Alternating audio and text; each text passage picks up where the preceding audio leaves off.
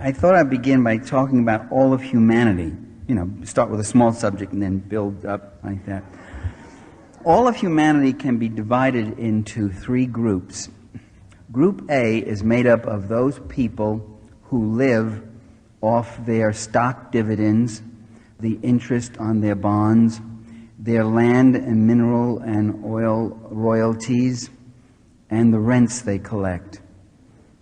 They make up less than 1% of the world's population. They live primarily off that. David Rockefeller may also get a salary at Rockefeller Brothers Association, I don't know, but that isn't how he gets rich. He gets rich from all this coming in. Group B and C are the other 99-point-something% of humanity. The people in Group B live off wages, salaries, fees, commissions, pensions. And Group C is made up of about 1 billion people of the world's population, and they live in utter desperation. They don't have wages, salaries, pensions. They live from hand to mouth. They live on scraps, and they live in hunger and utter desperate poverty. Now, what the people in Group A and B have in common is that they both live off the labor of the people in Group B, and Group C, of course. And we hear a great deal about rich nations and poor nations, but we should keep in mind that Groups A, B, and C are found in all nations. You have people of A, B, and C right here in the U.S. You have them in Zaire, and you have them in Indonesia, etc. And we often refer to the juxtaposition of wealth and poverty. We often make reference to the juxtaposition. We say, there's such a great wealth here and such great poverty here. Isn't that terrible? This contrast, this gap. And what can we now do about the poverty? And then we sort of forget about the wealth. What can we do about these people? How can we help them? And what we really ought to start doing is recognizing that there's a dialectical interaction, interrelationship between these two things, that there's no accident that there's great wealth and great poverty, that great wealth creates great poverty, that wealth creates poverty. Throughout history, societies that had no great concentrations of wealth generally had no great poverty. There could be scarcities, there could be modest levels of consumption, but not the extremes we have today. There could be hunger if the crops failed, if the herds disappeared, but that hunger was shared by everybody. And there was always a place at the fireplace for everyone. Wealth, ladies and gentlemen, causes poverty. Now, that's not what the ideology of capitalism tells us. The slogans are quite different. The slogans are designed to create a false community of interest. We hear that a rising tide lifts all boats. It's class partnership, not class war. It's not zero-sum. As the pie gets bigger, we all get a bigger slice of it. Well, in fact, a rising tide can sink many boats.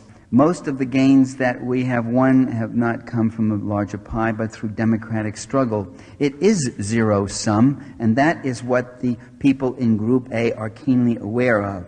You see, every dollar I have to pay to you for some stupid, annoying, unnecessary thing like wages, occupational safety, pension funds, health plans, environmental protections. Every dollar I have to pay out for those stupid things is one less dollar that goes into my pocket. And I am keenly aware of that. And if you think there's any boss, any owner, who isn't always directed by that consideration in everything he does, then you should learn something about who are the people who own and control the wealth of our society, who sit on the boards of directors of the corporations, the banks, the hospital corporations, the museums, the media cartels, and the like. Wealth causes poverty, and poverty creates wealth in that dynamic. You can't have rich plantation owners unless you have slaves who are working from dawn to dusk and even after dusk, working hard to create that wealth, consuming but a small portion of it for their own meager, miserable subsistence, so that the rest could go off to the people in the great house on the hill who live in a style of utter luxury and whatever. You can't have rich feudal lords in the manors unless you have serfs who are doing the same thing. And you can't have rich corporate conglomerates unless you have wage and salary workers who will work a whole lifetime and at the end of that lifetime not know any kind of economic security of any sort, own nothing but maybe a mortgage on their house or whatever, if that. So the secret to getting rich, ladies and gentlemen, is not to work hard but to get others to work hard for you.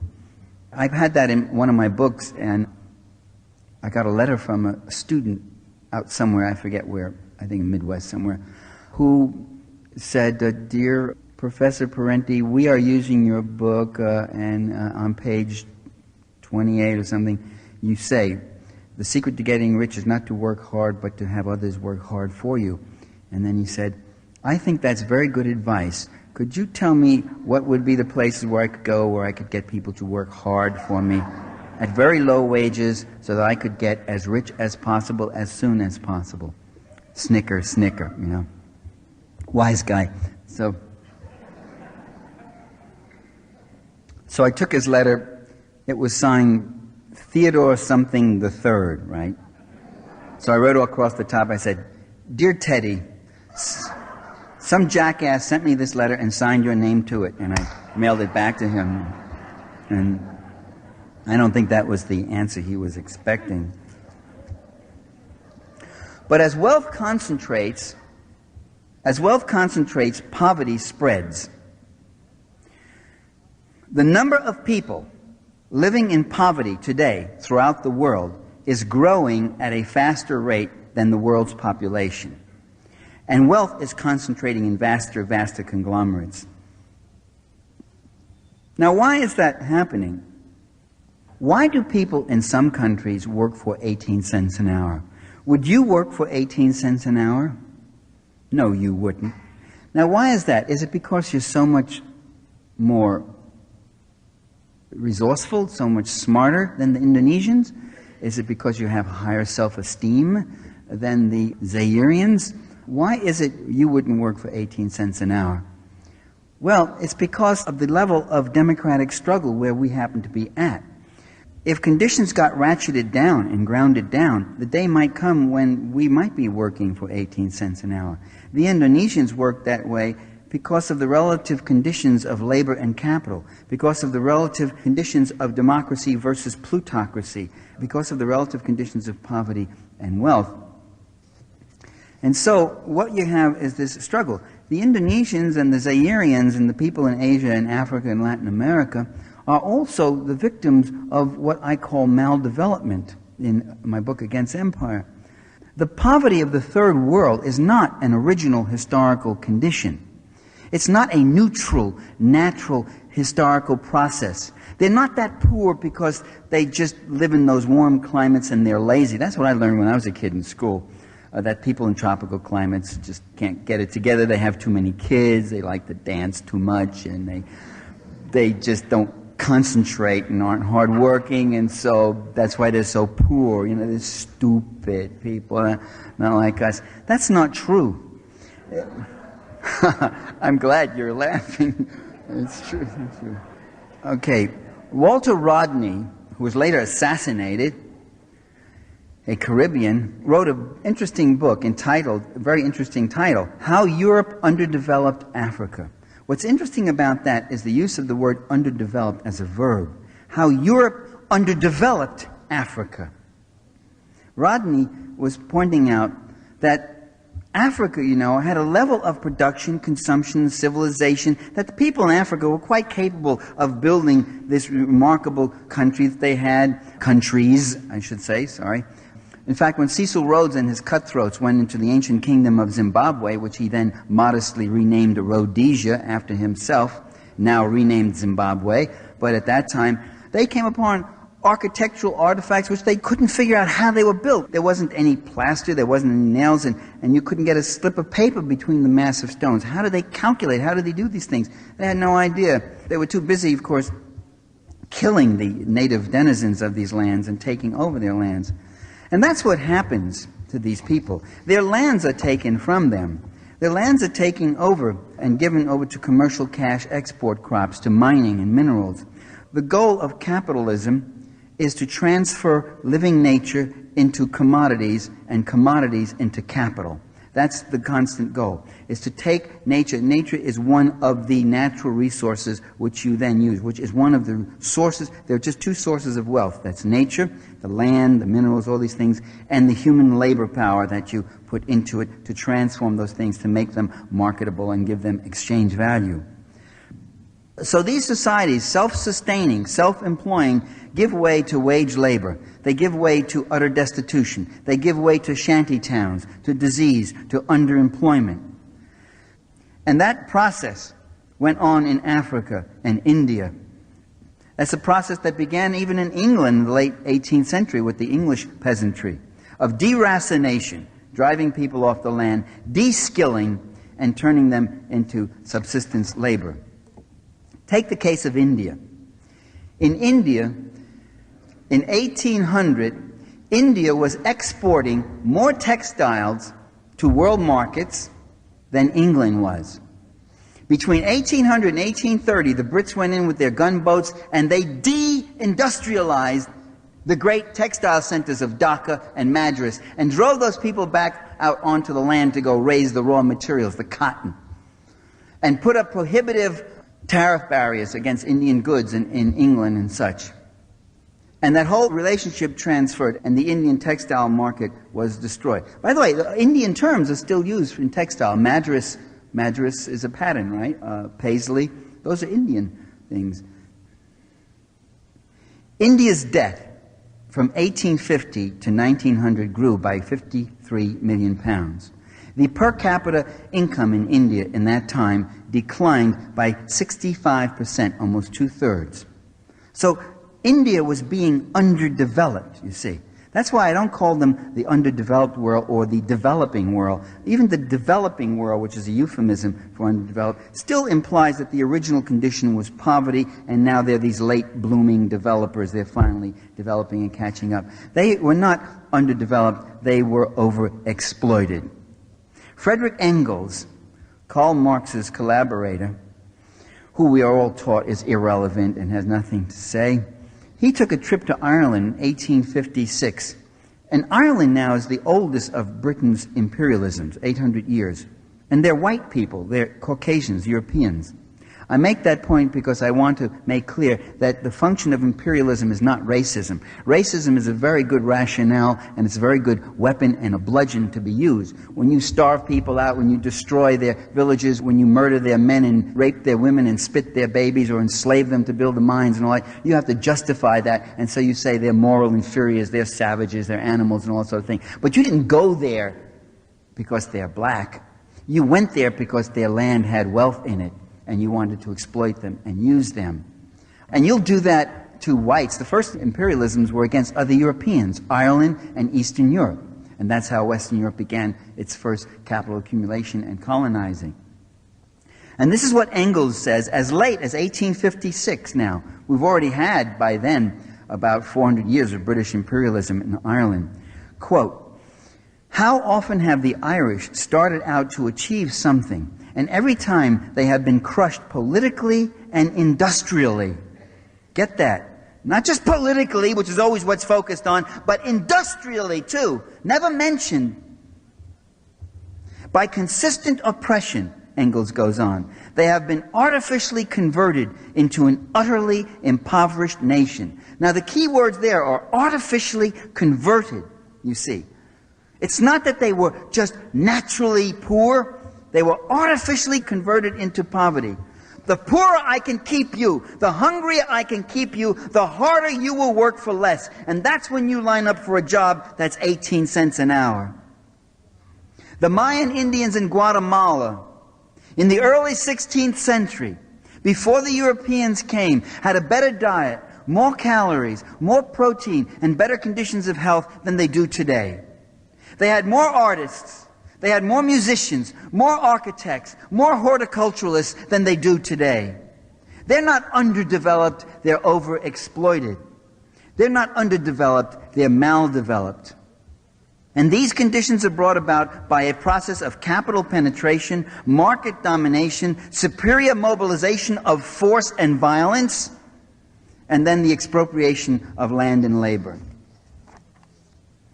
People in these countries don't need to be taught how to farm. They need the land to farm and the implements and the seeds. They don't need to be taught how to fish. They need the boats and the nets and access to shore frontage and bays and oceans and someone to stop the chemical plants and oil tankers from dumping their toxics into the waters. They don't need to be convinced that they should be using hygienic standards. They need the conditions that will allow them to have clean drinking water, clean clothes, and homes. They don't need nutritional advice on balanced diets from some Peace Corps volunteer from North America. They need food, and they usually know better than the North Americans what foods serve their nutritional needs. Now, U.S. intervention goes on throughout the world to make that world safe for the people in column A. This is a very hard point for many Americans to accept, that their government is not pursuing all these things all around the world out of a concern for this little people here or that little brown or black or white people, if you talk about Kosovo, Yugoslavia, there. That's what's really motivating us. We're humanitarian, we're concerned about democracy, we want to bring them elections and all that. People really think that's what's motivating people like George Bush and Bill Clinton. The United States has a global empire. It has about 300 major military bases all over the world. Its troops are stationed on just about every continent. Its planes fly over every region. Its ships sail every sea. Why? We're told we have to protect America. We have to protect it from those who might want to be coming after us and attack us. Never understand why they don't want to attack Denmark, let's say, or Finland or something. Why America? There are people out there who might want to get us, you know. Or we have to just intervene to help all these other poor people. Well, in fact, the United States, the U.S. leaders have not been interested in propagating democracy. They have supported some of the worst fascist dictators throughout the world, in country after country.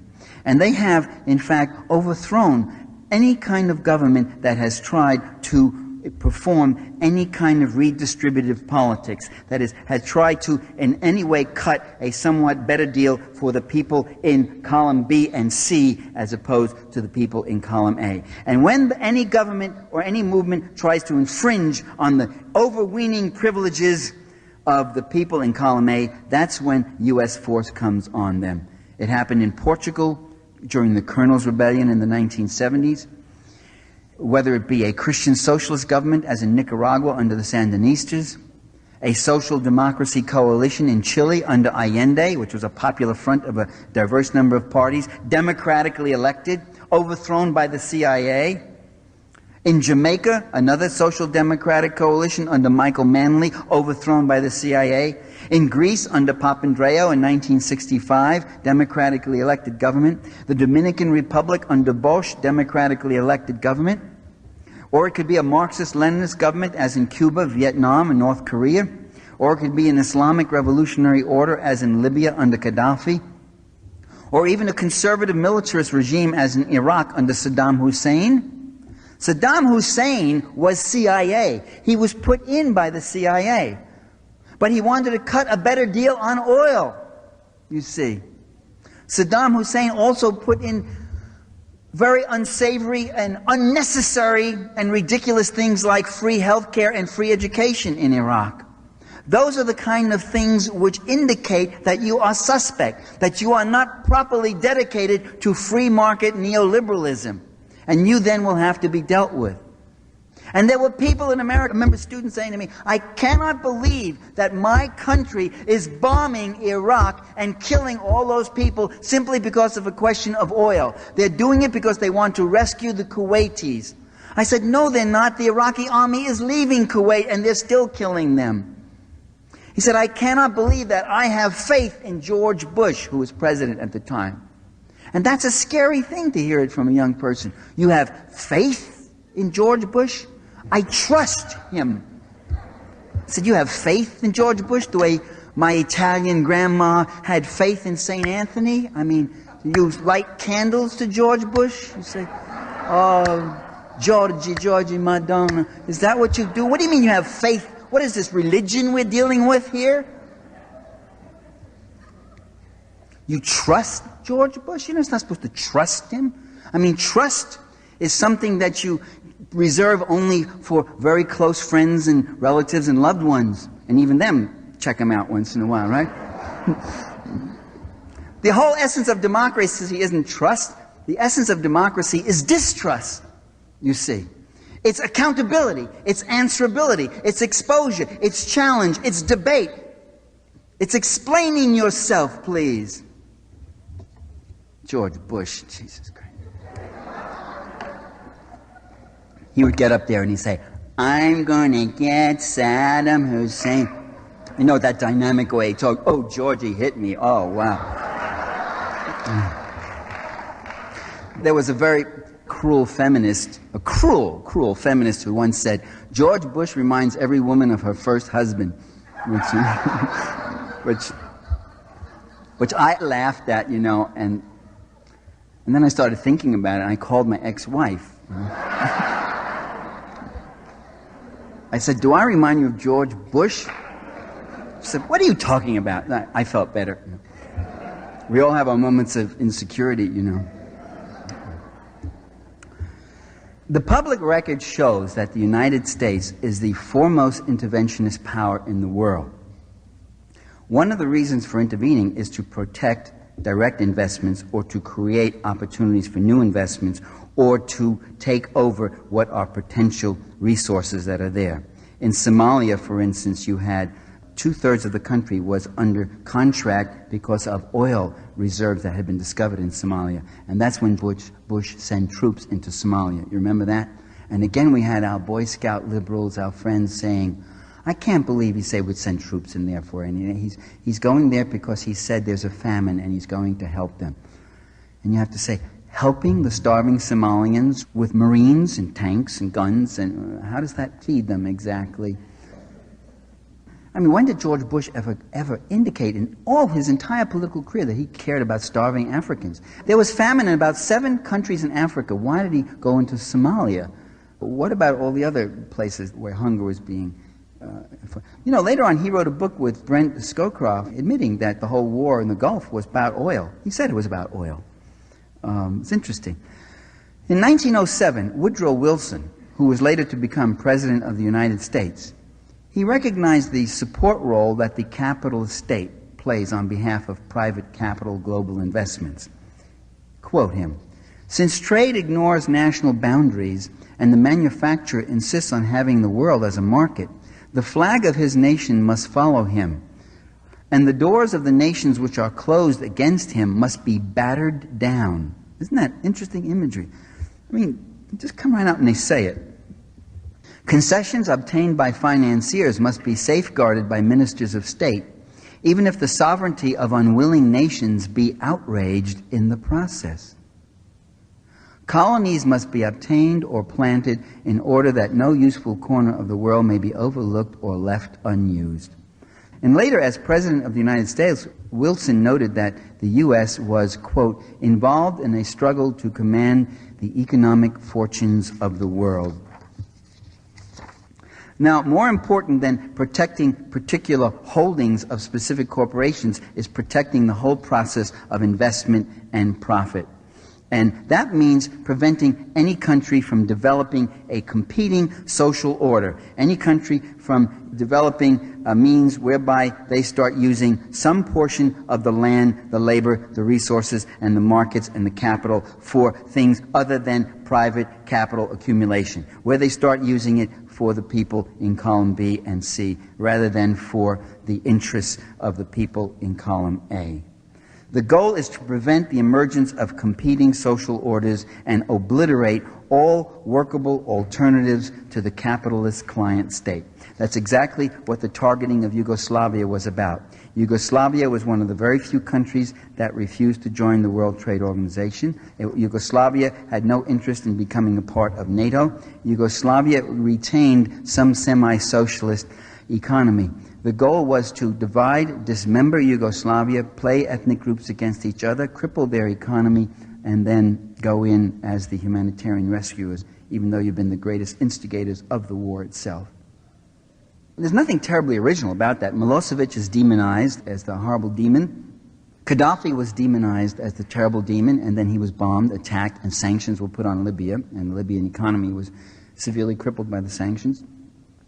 Noriega was demonized as a swamp rat, a worse than Hitler, so forth, so on.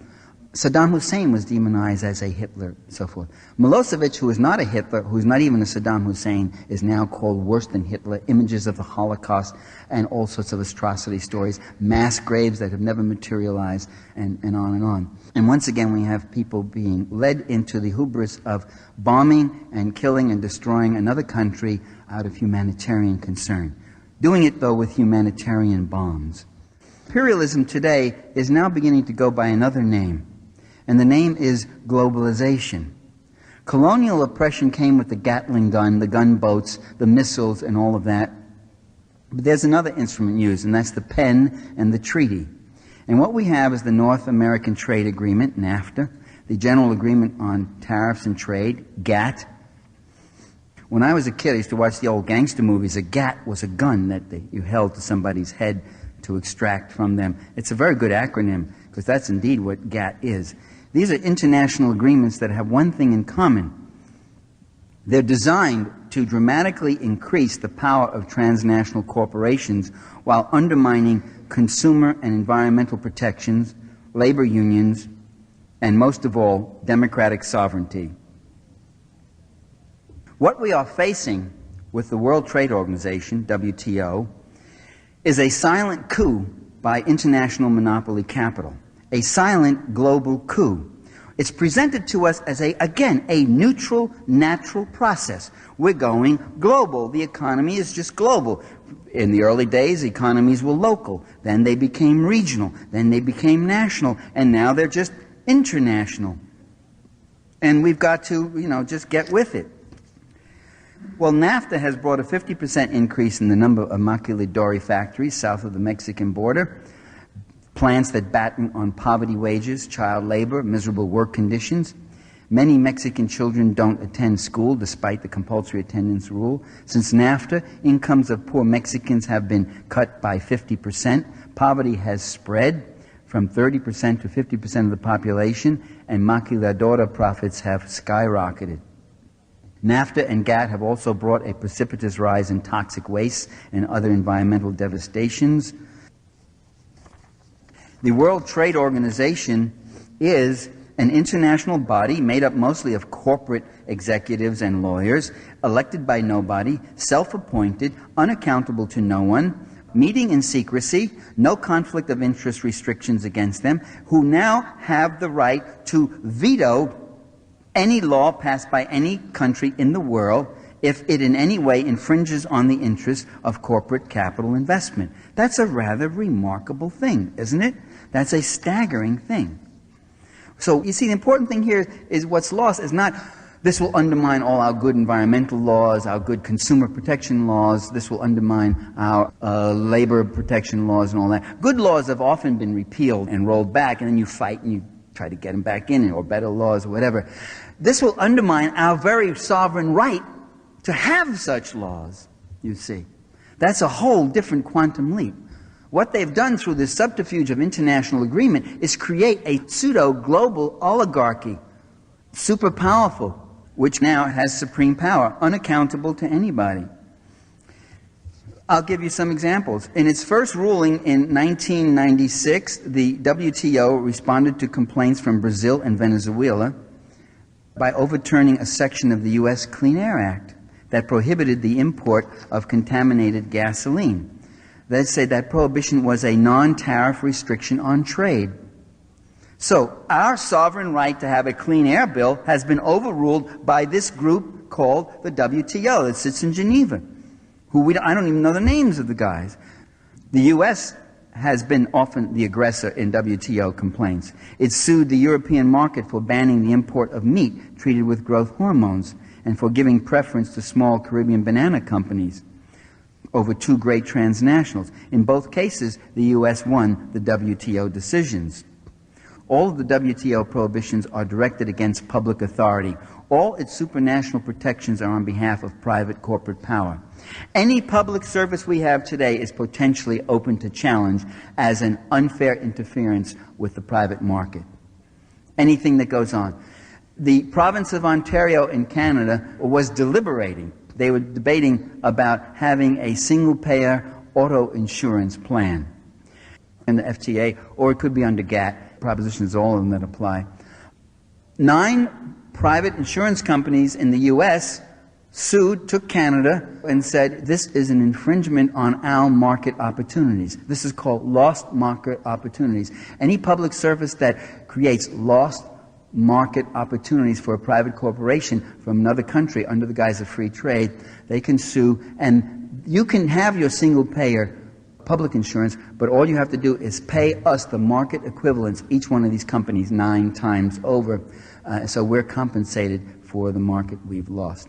So the province of Ontario dropped that plan. That's the sovereign democratic right of the people of the province of Ontario to decide their own public services, you see.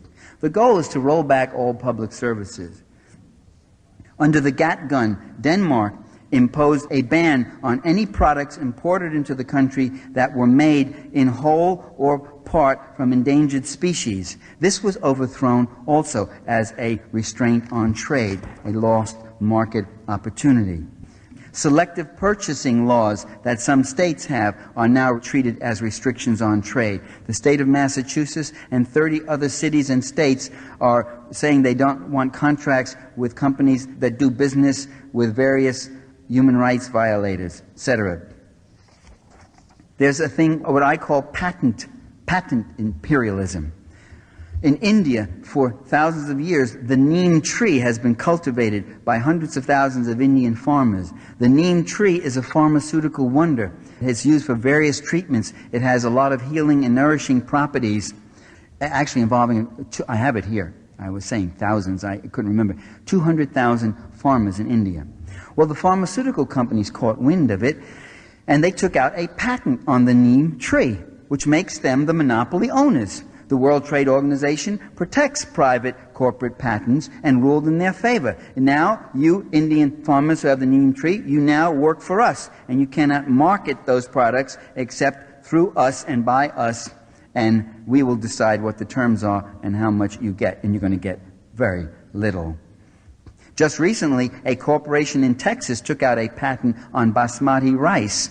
Under the World Trade Organization, the basmati rice now belongs to them. I mean, the whole idea of a thing of nature belonging as a monopoly product to a company because they take out a patent and can appeal to this undemocratic oligarchy sitting up there in Geneva is itself kind of grotesque. People who grew basmati rice for centuries are now committing an illegal act, and they will be dealt with soon. All protective labeling can be outlawed as restraints on trade.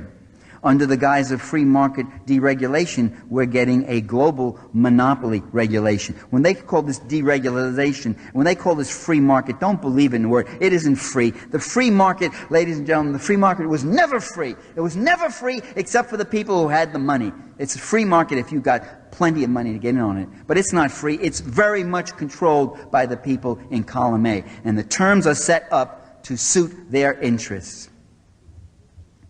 And if you don't believe me, ask the World Trade Organization. What there is then is an anticipatory response, a chilling effect. Increasingly, nations are abandoning their laws, their regulations, their public services and protections at the mere threat of a World Trade Organization challenge. Guatemala sought to restrict the use of infant milk substitutes, which lacked the life-saving, full nutritional properties of mother's milk, and babies were just dying in great quantities, so they wanted to get this away. But they were faced with a WTO challenge induced by Gerber baby foods. And faced by that, the Guatemala Supreme Court ruled that the laws do not apply to baby food imports.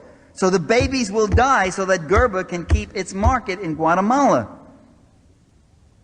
A Dutch timber label scheme to identify wood produced by ecologically friendly forestry has been scrapped after a threat to take it to the World Trade Organization as a restraint and interference on trade. South Africa is developing more affordable versions of patented AIDS drugs. On behalf of big U.S. drug companies, the Clinton administration is threatening WTO action to stop South African government from marketing drugs for people who desperately need them, which would be affordable for the AIDS victims in South Africa. They don't care if people die. They care if their markets are protected. And that's what Bill Clinton is doing. Bill Clinton is the biggest prostitute that you could ever hope to. I take that back. That's really not correct and not nice to prostitutes. I really mean that. I mean, a prostitute gives you something for your money.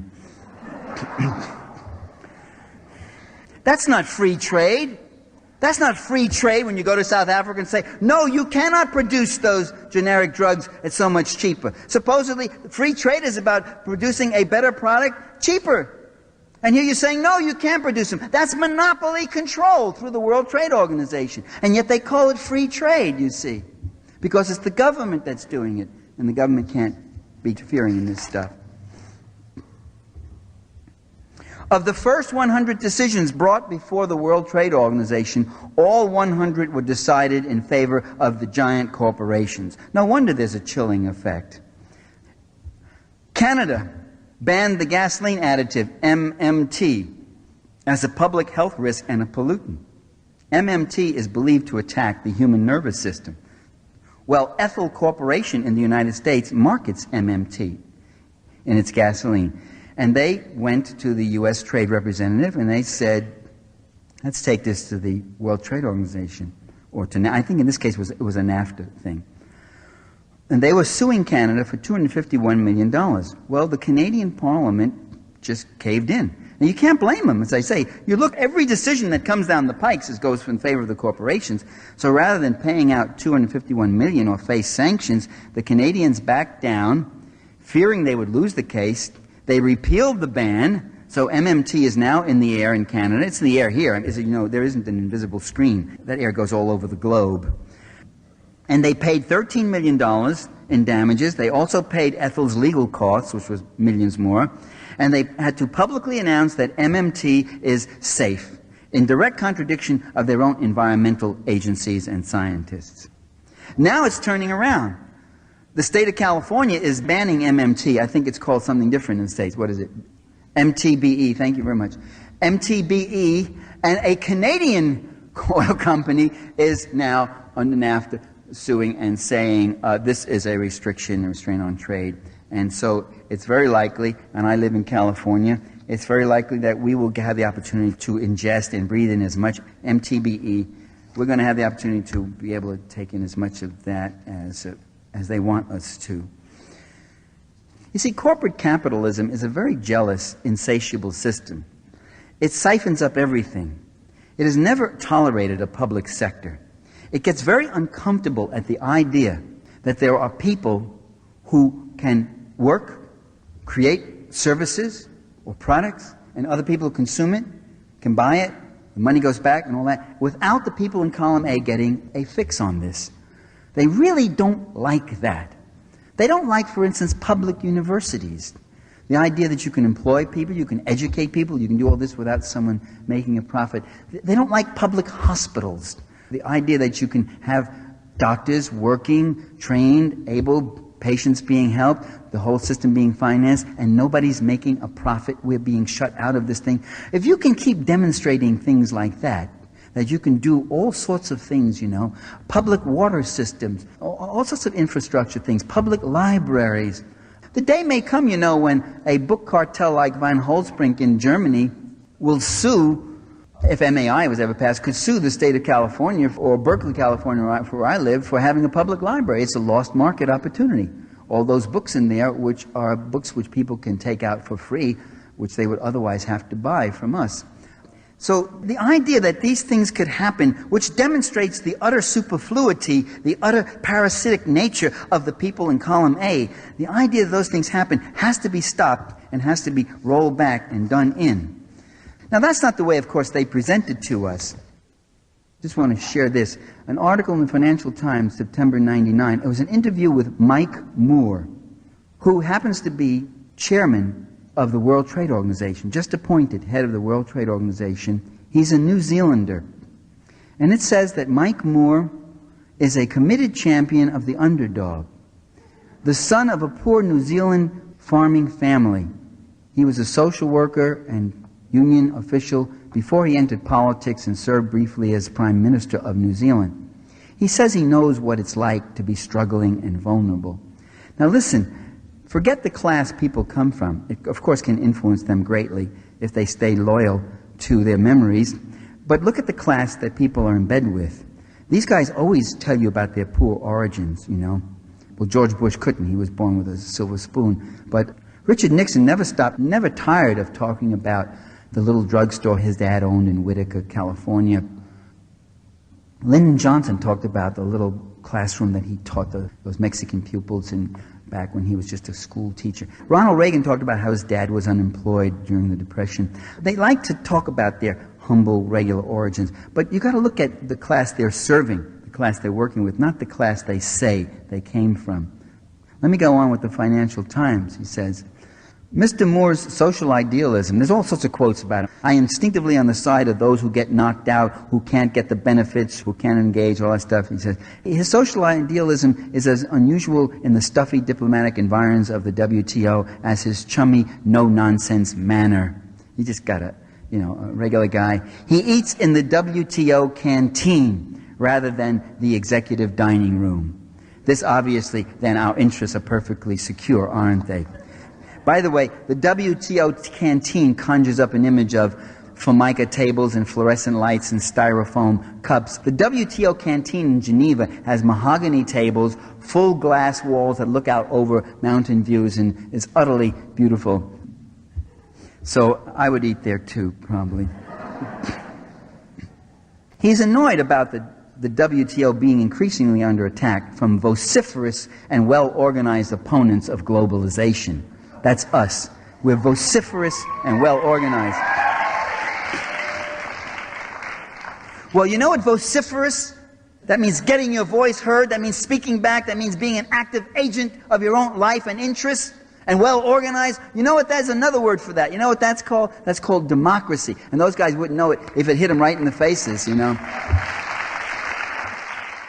Mr. Moore declines to spell out a detailed wish list for the Seattle meeting. Let's translate that into honest English. Mr. Moore has a hidden agenda for the Seattle meeting and does not want the vociferous agitators to know what it is. Mr. Moore says many of the WTO critics are good kids. Good kids. I'm 15 years older than this twerp, and he's calling me a good kid. He is angered by allegations made by critics that the WTO is undemocratic. Oh, he's angered by allegations. The question is, are the allegations true or not? What worries him is not the often flawed arguments used by the WTO critics, but the growing influence they exert on national governments and parliaments. That, again, should worry him again. That's called democracy. He plans to take on his detractors directly by taking every opportunity to broadcast the message that everybody gains from free trade. Just a really cozy, chuck under the chin, huggy kind of guy, isn't he? I'd like to kick him in the I would. Well, you know, it's not all bad news. Look what's happened. Monsanto has been under this free trade thing, pushing their bad seed, you know, maneuvering, dominating the world's supply of seed for staples. What are the things that feed the world's population, the people in column B and C? I mean, 85% of them. Corn, soybeans, potatoes, and wheat. And crops like that, rye and such. Well, Monsanto is getting out the, as you know, this generic engineering has a monopoly on seed, terminal seeds. Farmers won't be able to have seeds. The crop won't bring seeds of its own. There's been such an outrage over this, such an outcry in Europe, in Asia, in Africa, and lately, belatedly now, in that most successfully repressed country of all, the United States. You know, Stokely Carmichael once said, he said, the United States is the most repressed country in the world. I was on a panel with him years ago. And someone said, how could you say that? You got death squads in Guatemala. And I said, well, Stokely didn't say it's the most brutally repressed. He said it's the most successfully repressed. Repression, you see, is most successful not when you have to go out and shoot people with guns, but when you've got them convinced by just having them put on the TV and look and say, oh, look at those terrible, oh, I'm so glad our government is doing this or that. That's the repression. And we're the last to hear about it.